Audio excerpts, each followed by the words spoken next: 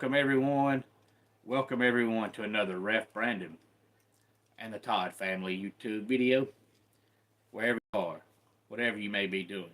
Thank you so much for making Ref Brandon and the Todd Family part of your day. We always greatly appreciate it. I think I'm going to get my lovely daughter to walk by the camera here where you won't see her and turn on the light for me. So Bella, baby, would you please turn the light on? And that way we can keep doing the video and it won't be so dark. I had no idea until I started the video it was going to be dark in here. That helps out a little bit. Thank you, baby. It is 11:30 here on the East Coast, so I thought with it being right in the middle of the day on a Monday that I'd be a little brighter than I am, but I know everybody wants to see my pretty face. But I wanted to come on here live on this Monday. If you tune in live, feel free to leave a comment down below, and I will try my best to respond to you accordingly as I do the video. But I want to talk some college football AP poll. And if you watch the video live while you leave a comment down below, make sure you give the video a like and a thumbs up. We would greatly appreciate it. But the college football AP poll always comes out on Sundays, with the exception of the very first week of the season when there's games on Monday, and then the poll comes out on Tuesdays. But the poll came out yesterday. It comes out around lunchtime on Sunday afternoon, so you've had about 24 hours to look over it. There really wasn't a lot of surprises in there from me, with the exception of one, and I'll talk about that when I get there. But honestly, really, truly, the AP poll is the poll that gets everybody talking, because if your team is ranked, if you want your team to be ranked high, poll comes out they're not high enough. If you want them to be ranked low for, moral reasoning to make them play harder, then they're ranked too high. So the AP poll is what gets everybody talking, because some teams fall and lose 10 spots. Some teams fall 2 or 3 spots. Some teams win and jump 2 spots. Some teams win and jump 15 spots. So it's the thing that always gets everybody talking. So I want to know if anybody has any opinions on it. But Texas is the new #1 team. Shouldn't surprise anybody. I woke up yesterday morning pretty much knowing what the top 3 was going to be. After that, I wasn't so sure, but I pretty much knew the top 3 was going to be Texas, Ohio State, and Oregon, and it is. They're all 3 undefeated, and they're all 3 from different conferences, so it makes sense that they're the top 3.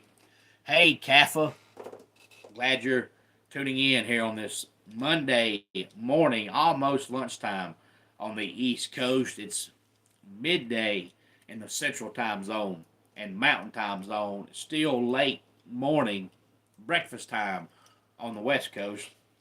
They're glad to have you here wherever you're tuning in from. It is Texas, Ohio State, Oregon, then Penn State 4. Georgia stays at 5.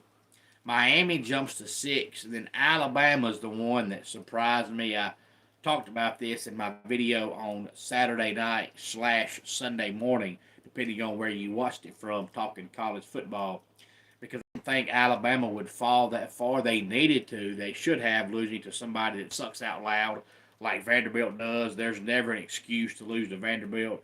Alabama should play their 3rd string and beat Vanderbilt. But I just thought that since they just beat Georgia last week, and winning a game on the field shouldn't matter in the short term. Long term, not so much. Things can change over a 5, 6, 7 week stretch, but in 1 week's time, nothing changes a whole lot. So I just thought, since Bama just beat Georgia just last week, that they wouldn't fall past Georgia. So honestly, I thought it was going to be Texas, Ohio State, Oregon, and I thought Bama would go to 4 and Georgia's to 5. So Alabama falling to 7 did surprise me, because now it pretty much makes their win over Georgia not mean diddly squat. Not that it matters, because I think Georgia loses to Texas coming up in 2 weeks, and Bama will be right back over them. That's just my personal opinion. Tennessee, number 8, Ole Miss, number 9, and Clemson rounds out the top 10. Then we have the Cyclones of Iowa State at number 11, Notre Dame, 12, LSU, 13, BYU, 14, and Texas A&M, 15. And you can tell that Mike Elko is definitely improving Texas A&M as the year goes on.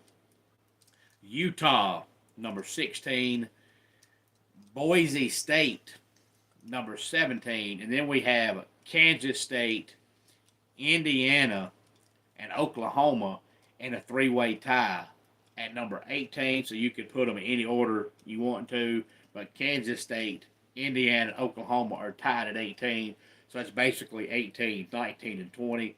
And then 21 is Missouri. They fall from inside the top 10 all the way to 21, and they should have because of the way they lost. I believe, if I'm not mistaken, that game was, I think, 31-0 at halftime.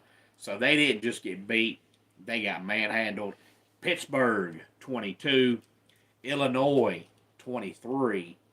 Michigan, 24. And SMU at 25. And now there's talk about, what is the ACC going to do? Because I said on here in week 1 that I thought the ACC championship game was going to be Miami and Clemson. I've seen nothing to change my mind. I still think that. And Miami is 6, Clemson's 10, so right now there's no reason to change my mind.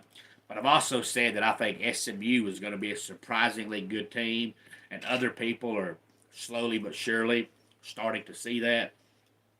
And Miami and Clemson and SMU do not play each other in the regular season. And there is a chance that all 3 teams run the table in the ACC and all 3 teams go 8-0 in conference play. Now, is that going to happen? Probably not. You hardly ever, if ever, see a Power 4 conference, what used to be a Power 5 conference, have 3 teams go undefeated in conference play. Now, can it happen? Yes. Is it going to happen? Probably not. More than likely, at least 2, if not all 3 of the teams will lose a game somewhere. But even if all 3 teams lose a game somewhere, then who plays for the conference championship? Because your first tiebreaker is going to be head-to-head. Miami doesn't play Clemson. Miami doesn't play SMU. Clemson doesn't play SMU. So none of those 3 teams play each other. So my guess is the next tiebreaker would be who are the 2 highest finished teams in the polls, which obviously right now would be Miami and Clemson. And unless one of those 2 lose, that's the way it's going to stay. SMU's ranked, but they're ranked 25th. They're not going to go from 25 all the way inside the top 10 and past Miami and Clemson unless both those teams lose. And if they do, then SMU would play for the conference championship. But there is a chance that all 3 teams finish undefeated, but I don't think that's going to happen. But it would suck if you're SMU to join the conference, and the year you join the conference, you go undefeated, but it does you no good because Clemson's also undefeated, and Miami's also undefeated. Now, I know Clemson has a loss, but the loss was a non-conference game, so it doesn't affect the ACC standings whatsoever. And I mentioned this last week, but starting this past Thursday all the way through November 27th, we are in the midst of 55 consecutive days with some kind of football being on your TV. Hey, Jazzy, glad to have you here. Thanks for tuning in on this Monday. And it's college football and the NFL, unless you're a high school football fan. And for a lot of markets, there's some high school football on Friday nights. Even Thursday nights, a game or 2. But you have to live in certain markets, and you have to have certain channels. But the 55 straight days is talking about college or the NFL. And, of course, tonight we have Monday Night Football. Yes, Jazzy, I like football. I'm not one of those people that eats, sleeps, and breathes football, but I enjoy football. I don't let my team lose and affect my mood. I don't let my team lose and affect my day. You lose, you get up, dust your feet off, move on. I'm still me no matter what, but I do enjoy football. But I will never let a game affect how I feel. I never have. I never will. To me, that's childish.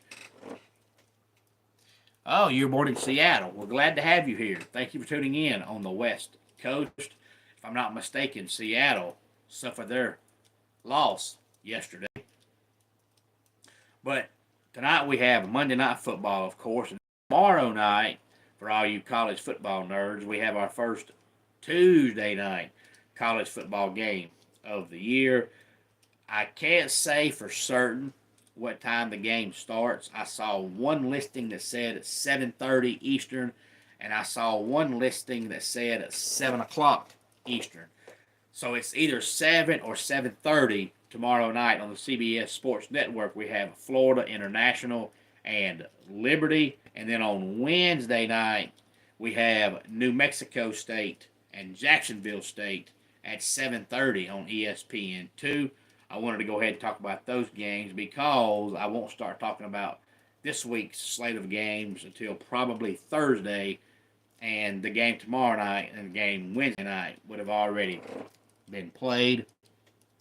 Kansas City 50s will win tonight. Arnell, you might be right. They probably will. And Jossie, to be honest with you, I'm not a Seattle fan, but I'm not a Seattle hater. I've talked about this before. It's why I enjoy the NFL so much. In college football, I have teams that I like and I have teams that I hate.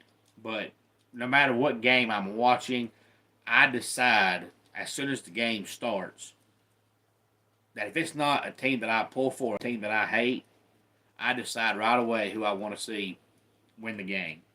When it comes to the NFL, I don't have a team. When I watch a game, it's for the love of the sport. I don't give a darn who wins any game or who loses any game. The NFL, I don't have a team. I've never owned a hat or a shirt from any NFL franchise. I just watch it for the love of the game, so I don't care who wins any game. So I don't have a team I like in the NFL, and I don't have a team I hate. I just watch it because I enjoy football. I've never cared who wins. Now, I might make a prediction on who I think will win, but I don't care either way. Whereas in college football, I have teams I like and I have teams I hate. And then outside of that, when I watch a game, as soon as kickoff happens, I say, oh, I want so-so to win this game. NFL, I never care. I watch it, who wins, oh well, who loses, oh well. I don't have a team. I never have. Any thoughts on the AP poll or college football continuing tomorrow night? Please feel free to let me know. But let's go ahead and get our dad joke of the day in here. What is a ghost favorite street to live on?